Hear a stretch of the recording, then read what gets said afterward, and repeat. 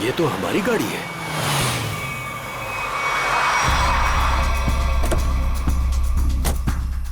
ये तो टीना और आकाश की गाड़ी है। Oh my God! आकाश, टीना, बच्चे नहीं है। मैं एक बार फिर से फोन करता हूँ। गाड़ी यहीं पर है तो दोनों बच्चे भी यहीं पर होने चाहिए। कैसे डरावनी जगह है, कितना घना जंगल है ये। पता नहीं टीना और आकाश को यहाँ गाड़ी रोकने की क्या जरूरत थी। दोनों में से किसी का भी फोन नहीं लग रहा है। लूटपाट का मामला तो नहीं लगता है भाई साहब। बच्चों को सारा सामान गाड़ी में ही है। ऐसे बीच सड़क पे बच्चे गाड़ी छोड़ के गए कहाँ? समझ में नहीं आ रहा मेरे दोनों बच्चे कहाँ चले गए। क्या हो गया उनको? मीरा, कुछ नहीं होगा हमारे बच्चों को। शांति रखो, घबराओ मत। और यहीं कहीं आसपास देखते हैं। आकाश, टीना, आकाश, आकाश, आकाश, मेरी आवाज सुनाई दे रही है? आकाश, आकाश, टीना। पता नहीं इस घने जंगल में बच्चे कहाँ चले गए। मीरा, गाड़ी यहाँ पर है तो बच्चे भी यहीं पर होने चाहिए।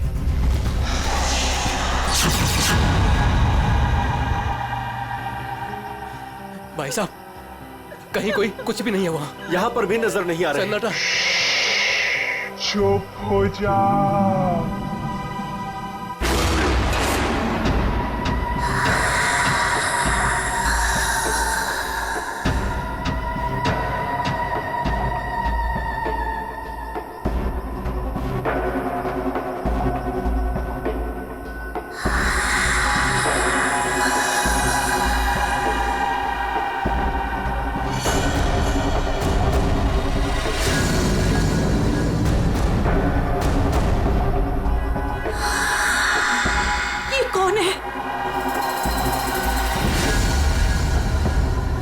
कौन हो तुम?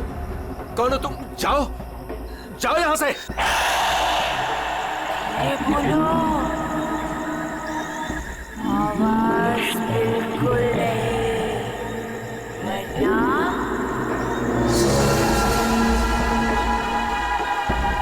वो आ जाएगी। कौन आ जाएगी? कौन आ जाएगी? वही आएगी जो अपना सर हाथ में लेकर घूमती है।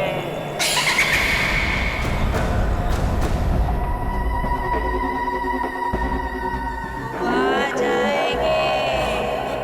चलो यहाँ कौन से, है? जल्दी, आ जाएगी। चलो, गाड़ी में बैठो, जल्दी। वो आ जाएगी। वो आ जाएगी। वो आ जाएगी।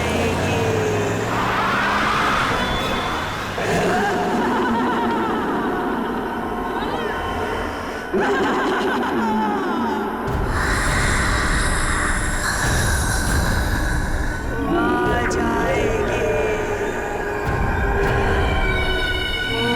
आ जाएगी।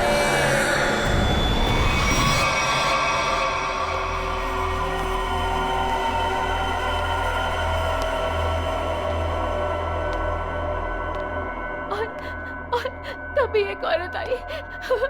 उसका सर नहीं था। वो मुझे मारने आई थी।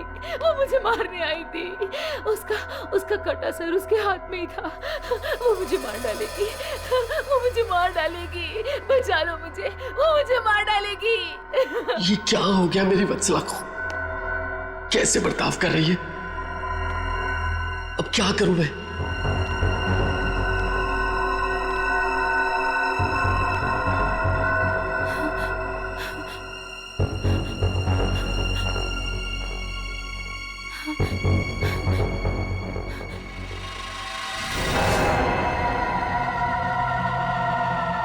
सर, उसके बाद क्या हुआ? उसके बाद वो कटे सर वाली औरत मेरी तरफ घूम गई। मैं डर की वजह से पीछे हट गई। वो मेरी तरफ बढ़ती रही। वो अपना कटा सर मेरे चेहरे की तरफ फेंक दिया। नहीं,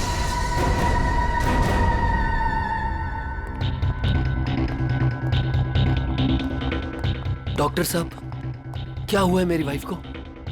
मिस्टर नमित, देखिए ना डॉक्टर साहब के साथ क्या किया वत्सला जी ने। श्रवण, हमने कहीं वहां से आकर कुछ गलती तो नहीं की ना? अब हमारे बच्चे कैसे मिलेंगे? मुझे तो लगता है उस खूनी औरत ने कुछ कर दिया है टीना और आकाश को। भाई साहब, मुझे लगता है कंप्लेंट लिखवा देनी चाहिए। पता नहीं बच्चे किस हाल में होंगे। उमेश, मैं तो कहता हूँ हमें सीआईडी को फोन करना चाहिए। मैं करता हूँ भाई साहब।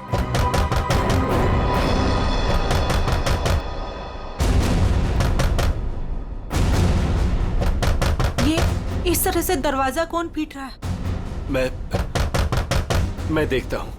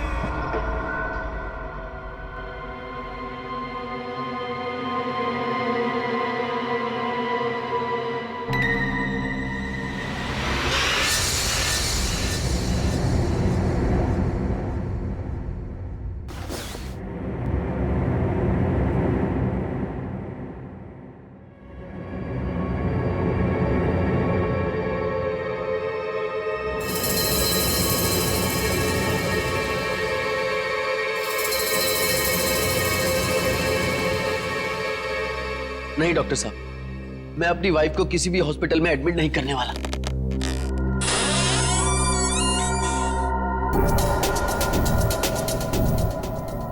आपसे पहले भी 4 और डॉक्टरों ने मुझे यही एडवाइस दिया। अब मेरी वत्सला का इलाज मेरे घर पर ही कीजिए ना डॉक्टर साहब।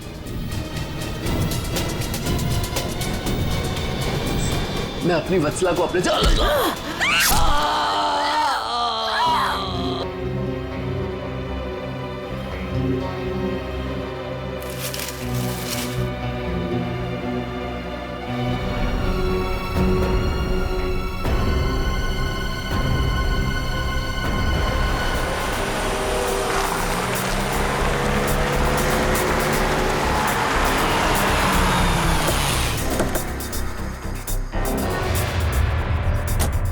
आइए इस तरफ, यहाँ पर आइए। यही घर है ये।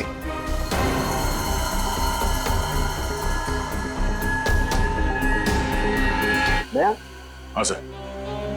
ये जिस किसी भी हथियार से विक्टिम पर हमला किया गया है, वो हथियार काफी तेज धार वाला होगा।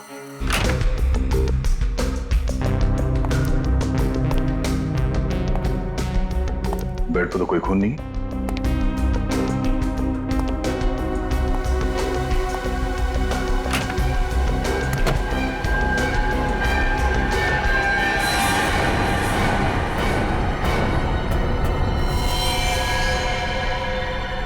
कौन हो तुम? बाहर आओ। बाहर आओ।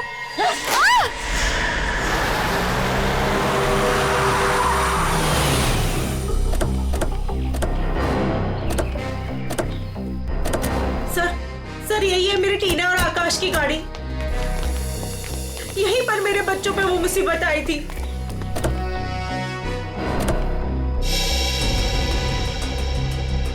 सर वो उस जगह पे खड़ी थी वो भयानक दिखने वाली लड़की। हाँ सर उसी ने हमारी बेटी को मार डाला है और वही हमारे बेटे आकाश को लेकर गई है। सर गाड़ी के अंदर तो सब ठीक ठाक ही लग रहा है। और सर हाथापाई के भी कोई निशान नहीं। सर कहीं मेरे आकाश को कुछ हो तो नहीं गया? सर उसके हाथ में कल रात को हंसिया था। हंसिया? सर हो सकता है कि शायद आकाश अभी भी उस औरत के कब्जे में हो और टीना किसी भी तरीके से वहां से भाग गई हो सकता है वो जो कोई भी लड़की है शायद आकाश को जंगल में ही ले गई होगी। हाँ सर, हो सकता है आकाश अभी तक जंगल में ही हो। चल के देख लेते हैं। सर हम भी चलते हैं आपके साथ। नहीं आप लोग यहीं रुकिए, जंगल थोड़ा खतरनाक है। एक्चुअली आप लोग घर जाइए, कुछ भी पता चलता आपको फोन कर देंगे। ओके ठीक है सर।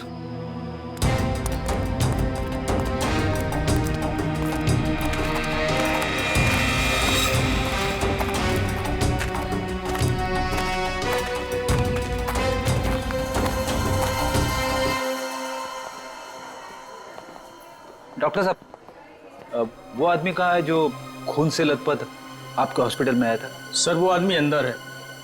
तो अब होश में है या अभी भी बेहोश है? नहीं, अभी होश तो आ गया है उसे, मगर थोड़ी बहकी बहकी बातें कर रहा है।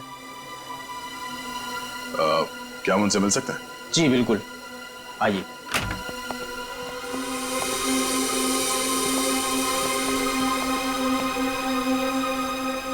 नमित,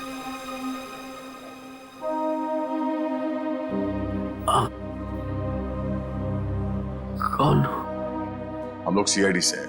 क्या तुम बता सकते हो कि ये तुम्हारे साथ कैसे हुआ? मार डाला मुझे। मेरी वत्सला ने मुझे मार डाला। पूछिए अमन से। मुझे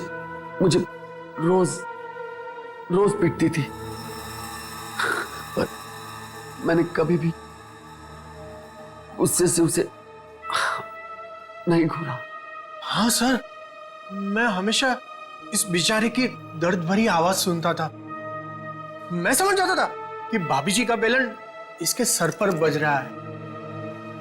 नमित, हम तुम्हारी पत्नी से मिल चुके हैं। कुछ न कुछ तो गड़बड़ हुआ है उसके साथ, लेकिन अचानक वह ऐसा बर्ताव क्यों करने लगी? भगवान, पता नहीं जब से दहलिया रोड से आई है, किसी सरकटी औरत के बारे में बात करती है और किसी पर भी टूट पड़ती है, जैसे जान ले लेगी वो किसी की भी। फिर दहलिया रोड, मतलब जो भी गड़बड़ है वो इस दहलिया रोड पे ही है।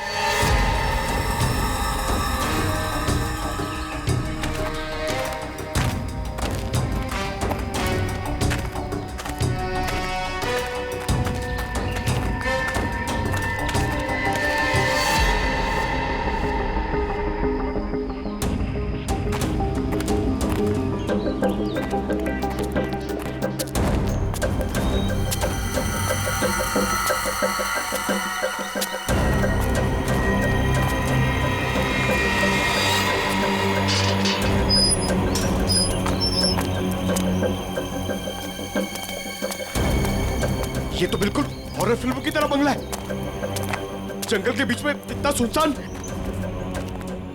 लगता है ये टीना और आकाश इसी घर में आए होंगे।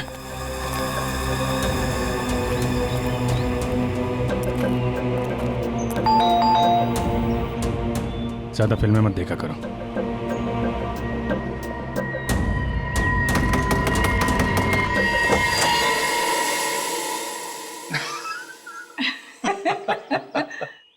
बहुत अच्छा लगा। इतने सुनसान जंगल में भी कोई हमें मिलने आया। एनीवेज, मेरा नाम डीके है और ये मेरी धर्म पत्नी रागिनी। अरे आइए ना आप लोग, अंदर आइए, बाहर क्यों खड़े हैं? प्लीज आइए आइए आइए। सर, ये लोग तो बहुत अजीब हैं। ये तो हम लोग से ऐसे बात कर रहे जैसे हम लोग इनके रिश्तेदार हैं। काफी अच्छा घर है। Thank you. आसपास दूसरा कोई घर नहीं दिख रहा है, तो इतने सुनसान जंगल में आपने ये घर बनाया? बनाया नहीं है सर, खरीदा है। वो क्या है ना कि हम दोनों पति पत्नी एक कलाकार हैं और अपनी सोच के आकार को पूरा करने के लिए हमें शांति और एकांत की सख्त जरूरत रहती है। जी हाँ सर, यही हमारा घर भी है और हमारी दुनिया भी है। और हाँ, आपको एक बात और बताना चाहूंगा। हम लोग रहते जरूर इस सुनसान इलाके में हैं, लेकिन कला के क्षेत्र में हमारा बहुत बड़ा नाम है। अच्छा। कब खरीदा आपने ये घर? बहुत साल पहले खरीदा था। अब तो ध्यान भी नहीं है हमें कि कब खरीदा था हमने। हाँ, ये तो याद होगा कि कल यहाँ पे कौन आया था। हाँ सर, बिल्कुल। लेकिन कल तो यहाँ कोई नहीं आया था सर। ये फोटोज देखिए, ध्यान दीजिए और सोच के बताइए। क्या इन दोनों में से कोई भी कल यहाँ आया था? नहीं मैडम, इनको हमने पहले कभी नहीं देखा।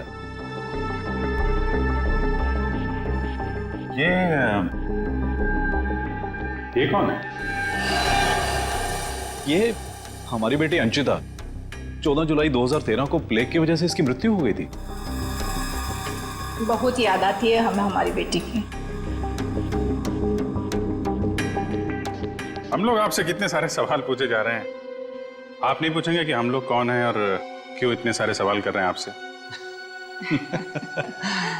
कौन है आप लोग, आप बता दीजिए। हम लोग कौन है घर के अंदर?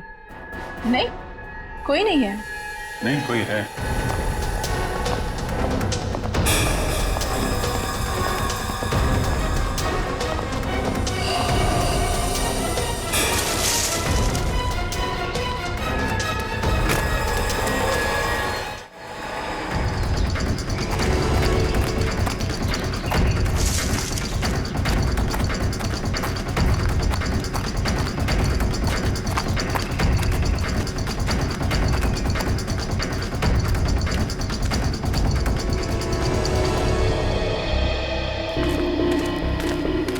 आया तो इस तरफ ही था। कहीं हमें देखकर छुप तो नहीं गया? हो सकता है आकाश भी उसी का साथ ही होगा शायद। देखते हैं।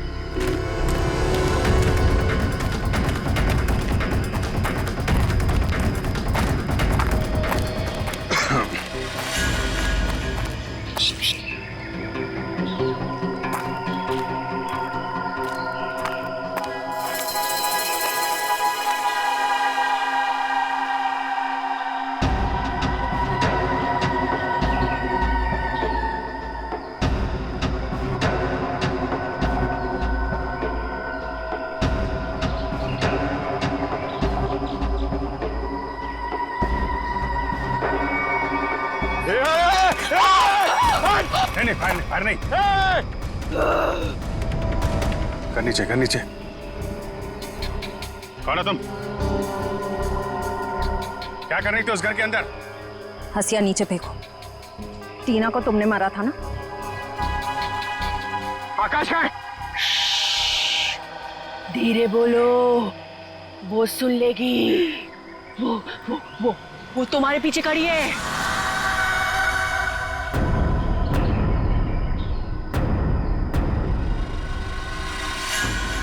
कौन है हमारे पीछे?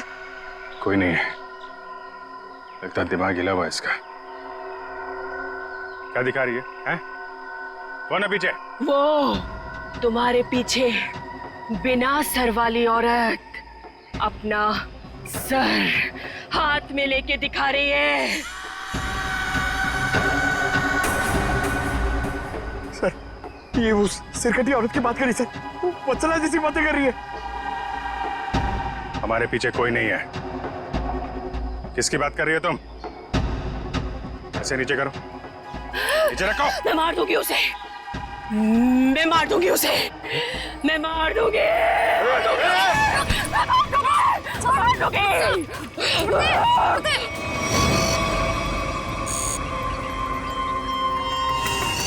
डॉक्टर मल्लिका, आप भी वही सोच रहे हैं जो मैं सोच रहा हूँ? यस सर, पर ये है क्या? थोड़ा बहुत तो पता चला है, पूरा तो टेस्ट होने के बाद पता चलेगा।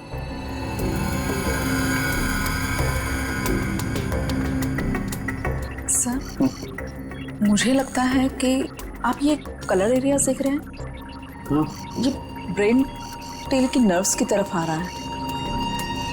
इन दोनों औरतों के दिमाग के साथ छेड़छाड़ी की गई है।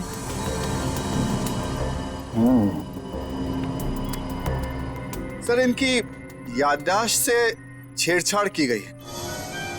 इनको कोई नेचुरल रोग या दिमागी बीमारी नहीं, इनकी तो मेमोरी ही बदल दी गई है। मतलब ये कि आर्टिफिशियल मेमोरी भर दी गई है इनके दिमाग में। Yes sir. क्या आर्टिफिशियल मेमोरी भर दी गई? हाँ जी। मतलब ये दोनों औरतें जो देख रही थी या बोल रही थी, इनके दिमाग का वहम नहीं था? बिल्कुल नहीं था। दरअसल क्या होता है कि इंसान के बचपन से लेकर के उसके बड़े होने तक उसकी जिंदगी की तमाम यादें उसके दिमाग में एक डिस्क की तरह से जमा हो जाती है, कुछ इस तरह से। और फिर कोई एक दिन गर्दन के पीछे ऐसा इंजेक्शन लगा देता है, ये देखिए, यहां दिख रहा है, जिससे ब्रेन में कंपार्टमेंट्स बन जाते हैं और जिंदगी की सारी याद ब्लॉक हो जाती है। इंसान एक सेमी कॉन्शियस स्टेट में चला जाता है, आधी बेहोशी की हालत में। के बाद फिर क्या होता है? इसमें इंसान के दिमाग को सुन कर देने वाला दिया जाता है। इंसान अगला पिछला सब भूल जाता है। आप सुन सकते हो, समझ सकते हो, लेकिन आप रिएक्ट नहीं कर सकते। और फिर इस हालत में उसको एक कटी सिर वाली औरत दिखाई जाती है और उसके कानों में बार बार ये बातें सुनाई जाती है कि ये लोग आपको मारने वाले हैं और ये सारे इंसान आपके दुश्मन हैं और आपको उनको मार देना है। और ड्रग के असर की वजह से दिमाग कुछ इस तरीके का दिखाई देने लगता है। हर याद को दबाकर, सप्रेस करके उसे सिर्फ उतना ही हिस्सा याद करने के लिए दिया जाता है जितना कि बेहोशी की हालत में उसे सुनाया या दिखाया गया था। सर, यानी कि इन दोनों औरतों ने सच में एक सरकटी औरत को देखा और होश में आने के बाद दोनों को सिर्फ उतना ही याद है? बिल्कुल। वरना सोचो, दो लड़कियां जो एक दूसरे को जानती नहीं, पहचानती नहीं, वो एक ही समय पर एक ही जैसी बात कैसे सोच सकती हैं? मतलब इनकी मेमोरीज को बदल दिया गया है। कौन सा इस्तेमाल किया गया इनके ऊपर? ये ऐसी दवाइयाँ जो ब्रेन की मेमोरी लोकेशंस को नष्ट कर देती है। आपको ये भी याद नहीं रहेगा कि आप हैं कौन, और आपको उतना ही याद रहेगा जितना आपको बताया जाएगा। हमारे टेस्ट में भी काफी ऐसे मिले हैं जो याददाश्त मिटाने के लिए काफी हैं। और हाँ, इन्हें हल्के इलेक्ट्रिक शॉक्स भी दिए गए। मुझे नहीं लगता ये लड़कियां कभी भी ठीक हो सकती, क्योंकि इस बीमारी का अभी तक कोई एंटीडोट इजाद नहीं हुआ है और हिप्नोसिस में महीनों लग जाएंगे। और फिर भी इस बात की गारंटी नहीं है कि इनकी खोई हुई मेमोरी इन्हें वापस मिल सकती है। अरे सर, ये सब सुन सुन के मेरा सर फटने लग रहा है। सर, आप मेरा ब्रेन मैपिंग कर लीजिए। टहलिया रोड के बंगले के मालिक डीके, रागनी और सड़क पे खड़ी उस लड़की का राज तो अब डहलिया रोड पे जाके ही पता चलेगा। तो थोड़ा घूम आते हैं डहलिया रोड।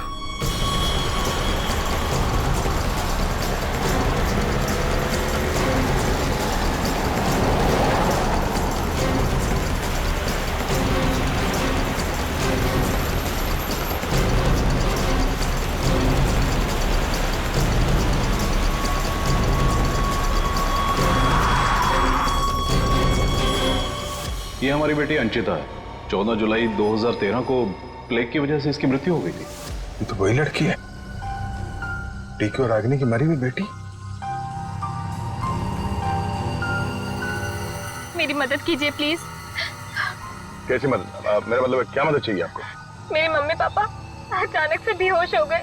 मैंने बहुत कोशिश की उन्हें उठाने की, पर वो नहीं उठे। कहाँ है कहाँ आपके मम्मी पापा? घर पे आके देखिए ना प्लीज, पास में है। चलिए आइए। कहाँ पर है? चलिए। अच्छा, इन नाम से कोई भी रजिस्ट्रेशन नहीं? ओके ठीक है, थैंक यू सर। सारे पेंटर्स एसोसिएशन में फोन कर लिया सर, मगर डीके और रागिनी के नाम से कोई भी रजिस्ट्रेशन नहीं। सब कुछ झूठ बोला उसने। मुझे तो लगता है कि उसने अपना नाम भी गलत बताया है। जयवंती, कुछ पता चला? नहीं सर, अभी तक कुछ भी नहीं पता चला। मगर सर, कितने कॉन्फिडेंस से झूठ बोल रहे थे दोनों। लगता है सर अब एक ही रास्ता बचा है, उन्हीं से सच उगलवाना पड़ेगा। नहीं जयवंती, पहले उसकी सारी डिटेल्स निकालते हैं, फिर उठाते हैं उसे। लेकिन सर पता कैसे चलेगा? एक काम करो, डहलिया हाउस में जो उनकी तस्वीरें खींची गई थी उन्हें क्रिमिनल डाटाबेस से और मिसिंग केस फाइल से मैच करवा के देखो, शायद असलियत सामने आ जाए। आइए। यहाँ इतनी रोशनी कम क्यों है? वो घर आबादी से दूर है ना, इसलिए वोल्टेज थोड़ा कम है। ये देखिए। दोनों एक साथ कैसे बेहोश हो गए? कहीं इस लड़की ने तो कुछ नहीं कर दिया?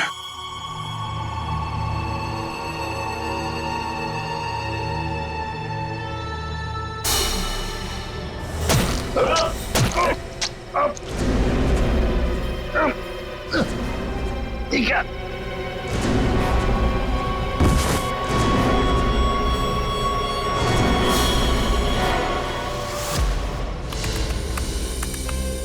सर, दोनों फोन्स के सिग्नल नहीं मिल रहे हैं। सर, कुछ सेकंड्स पहले तक अभिजीत सर और दया सर का फोन दहलिया रोड पे बता रहा था, लेकिन अभी लोकेशन नहीं दिख रही है। इसका मतलब अभिजीत सर और दया सर को वो रास्ता रोकने वाली लड़की मिल गई। फिर तो डीके और रागिनी की सच्चाई का भी पता चल जाएगा। सर, आइए। सर ये है मिसेस साक्षी, उस नकली डीके और इलेश की माँ। नमस्ते। कहाँ है मेरा बेटा? कहाँ है इलेश? ये ऑफिसर कह रहे हैं उसका नाम डीके है और उसकी एक पत्नी है जिसका नाम है रागिनी। ये कैसे हो सकता है? ये सब झूठ है। जी नहीं, ये सच है। एक छानबीन के दौरान आपके बेटे और उस औरत से मुलाकात हुई हमारी, जो अब डीके और रागिनी बने बैठे, और उसी छानबीन में मिसिंग कंप्लेंट से उनकी सच्चाई भी पता चली। मैम, आप हमें बता सकते हैं कि आपके बेटे इलेश ने अपना नाम बदल के डीके क्यों रख लिया? मेरा बेटा अपना नाम क्यों बदलेगा? मुझे इस बारे में कुछ नहीं पता। देखिए माताजी, वो रागिनी और नीता के साथ में कहीं छुपा हुआ बैठा है। अब ये औरत को जानती है? ये लड़की कौन है और कैसे मेरे बेटे की जिंदगी में आई, मुझे कुछ नहीं पता। देखिए मैडम, उस औरत के माँ बाप तो मर चुके हैं। बस आप ये बता सकती हैं कि जुलाई 2013 से पहले ऐसा क्या हुआ था जो आपका बेटा घर छोड़कर चला गया? नहीं, मेरा बेटा घर छोड़कर नहीं भागा था। हाँ, इलेश दिमागी तौर पर बीमार रहता था, तो एक बड़े साइकोथेरेपिस्ट के पास उसका इलाज चालू था और उसी थेरेपी की सिटिंग के लिए वो डॉक्टर के क्लिनिक गया था और फिर वो वापस ही नहीं आया। अच्छा मैम, ये बताइए कि नाम क्या है इस थेरेपी क्लिनिक के डॉक्टर? समझ में नहीं आ रहा कि इन सबके पीछे एक डॉक्टर हो सकता है। देखते कहाँ कतार कहाँ जाके जुड़ा है सर। बहुत लंबा जाल फैलाता है सर। आज सारे तार कट जाएंगे इसके।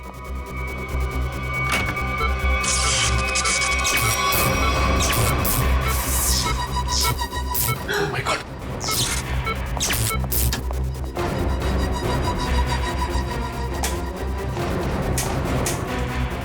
किसने किया ये? बोलो बोलो, किसने किया?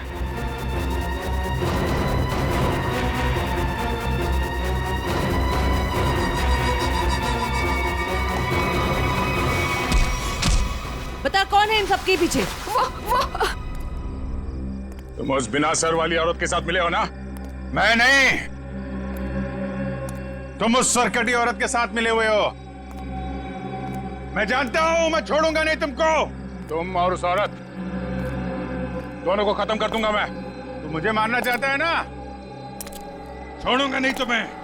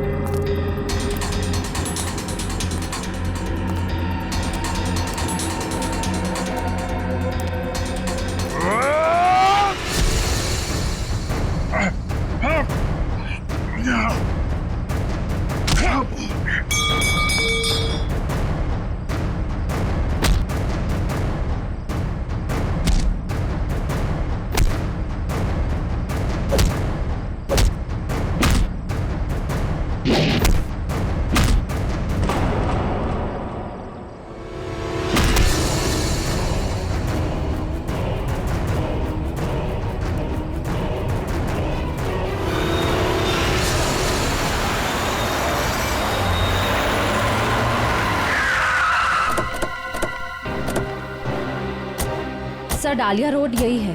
हो सकता है अभिजीत सर और दया सर यहीं कहीं होंगे। हो सकता है वो डीके और रागनी के हों। हम लोग जाके देखते हैं, तुम लोग यहीं रखो, एक डॉक्टर जाना नहीं चाहिए। हाँ ठीक है, चलो आ जाओ।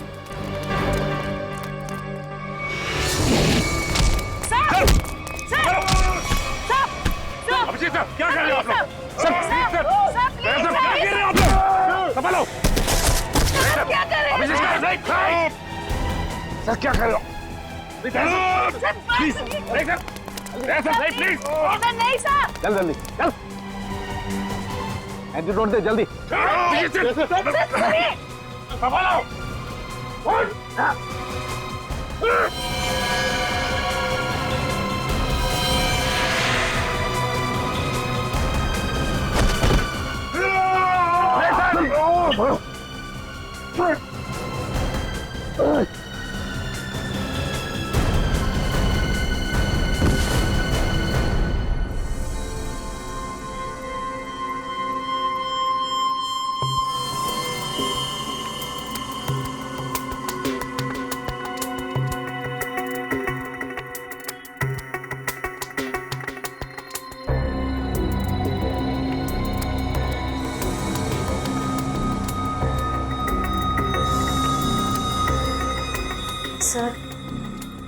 सर सब ठीक तो है ना? एंटीडोट ने असर शुरू कर दिया, थोड़ी देर में होश आ जाएगा दोनों को।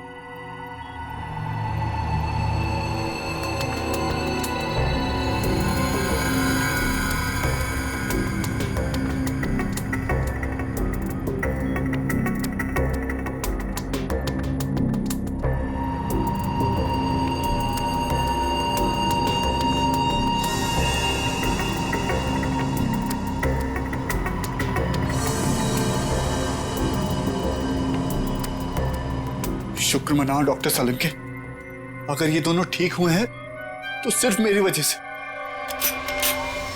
अगर अपने दिमाग का सही इस्तेमाल किया होता ना तो एक मुजरिम की तरह इस हालत में नहीं खड़े होते, समझे? विकास अंकल, आपकी वजह से मैं भी एक मुजरिम बन के रह गई। अभी तो सिर्फ तुम दोनों का गुनाह सामने आया है। जिस दिन तुम दोनों को सजा मिलेगी ना, उस दिन समझ में आएगा कि गलत राह पे चलने का अंजाम क्या होता है।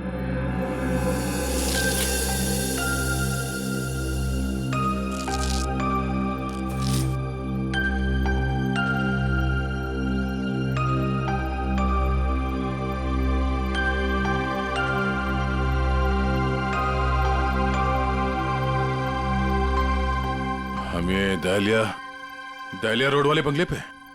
नहीं यार, न्यूरो सेंटर में है भाई।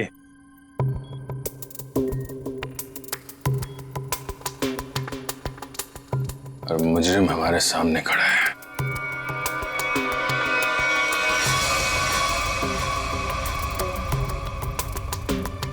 अच्छा एक बात बताओ, तुम्हें अभी वो कटी हुई सिर वाली औरत और वो भयानक आवाज से तुम ही सुनाई देती?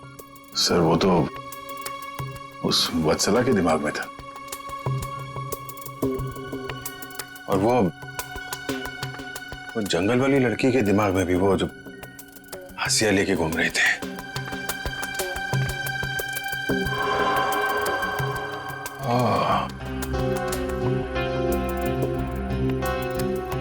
अब समझ में आया, संचिता के माँ बाप ने भी हम लोगों को वो ड्रग्स वाला इंजेक्शन लगा दिया था। हमारे दिमाग में भी ये सारी बातें भरती गई थी। बताओ डॉक्टर विकास, क्यों किया तुमने ये सब? जल्दी बता, वरना हमें तुम्हारा इलाज करना पड़ेगा। क्या बताऊं, डॉक्टर सालुंके ने सब कुछ समझा तो दिया था। मैं दुनिया में तहलका मचाने वाला ब्रेन मैपिंग एक्सपेरिमेंट करना चाहता था। बेहोशी में मैं लोगों को यहां लाता था और उनके ब्रेन से उनकी सोच को निकालकर अपनी सोच भर देता था। जरा सोचो, कितनी ताकत थी मेरे हाथ में। जब वो लोग जागते थे तो उन्हें वही दिखता था और उनके दिमाग में वही ब्रेन की मेमोरी थी जो मैंने डाली थी। उनका ब्रेन वही करता था जो मैं कहता था। मतलब कि मैं उनके ब्रेन से सब कुछ करा सकता था। और तुम दोनों ने भी तो वही किया ना। और ये अंशिता, इसने भी गुनाह में तुम्हारा साथ दिया था। मैं इनकी भतीजी हूँ, इन्होंने ही मुझे पाला पोसा। डीके और रागिनी मेरे माँ बाप नहीं है। वो घर, डीके, रागिनी, मैं, ये सारा विकास अंकल का बिछाया हुआ एक जाल था। और आकाश, उसके साथ क्या किया तुम लोगों ने? उसकी ड्रग की डोज ज्यादा हो गई थी, उसे ब्रेन हैमरेज हो गया था। उसकी मौत का मुझे बहुत अफसोस है। तुम्हारे जैसा जीनियस डॉक्टर लोगों के दिमाग का गलत इस्तेमाल करने के चक्कर में गुनहगार बन गया। तुम्हारी खोज इंसानियत के खिलाफ है। कानून तुम्हें इसकी जरूर सजा देगा। शायद फांसी होगी तुम्हें।